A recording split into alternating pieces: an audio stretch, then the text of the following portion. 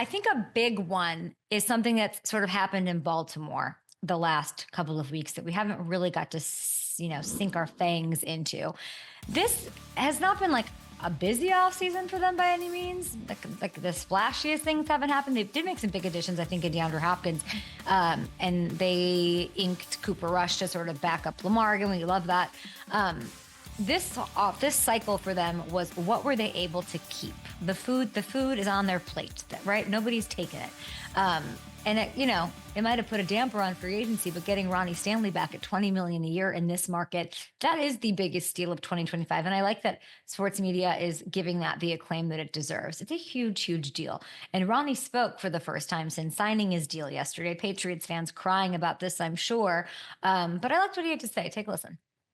I was going to give Baltimore, the best, kind of the best bargain that I would, offer to any other team. I think the players for sure had the biggest role to do in that. The locker room and the type of players that we have. We've broken so many records last however many years. I don't think we really care about it, to be honest, especially the guys that have been here. I think the only thing we really care about is winning a Super Bowl. So, yeah, all that other stuff for sure is nice and all, but yeah, definitely unfinished business. I don't think anyone's really happy. Matthew, this is such a crazy bite. And you were the one to sort of put this on my on the map for me before free agency even kicked off, Matt, just about, the money he's going to be able to get. And we were like begging the Patriots and Wolf and company, like, sign this guy. He could have literally gotten, Matthew, double, if you can pop you on screen here, double that elsewhere. I say retiring is extinct. I thought hometown discounts were extinct. They certainly are endangered.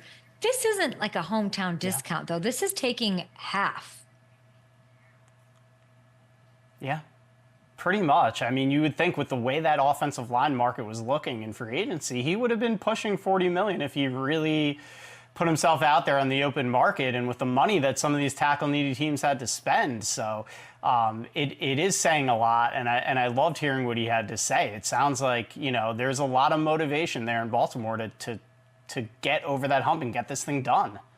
And they have to. The fire is alit. 20 of their 22 primary starters back this year.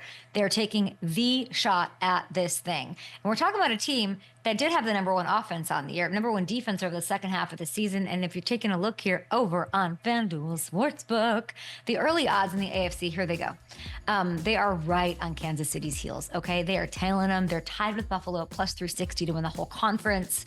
So speaking of futures bets, go have some fun here. Why not? Like, there's a lot this team has going on. That's great. They kept guys. They added a couple pieces. Like I said, they have something to prove. They have these, the demon to exercise for sure.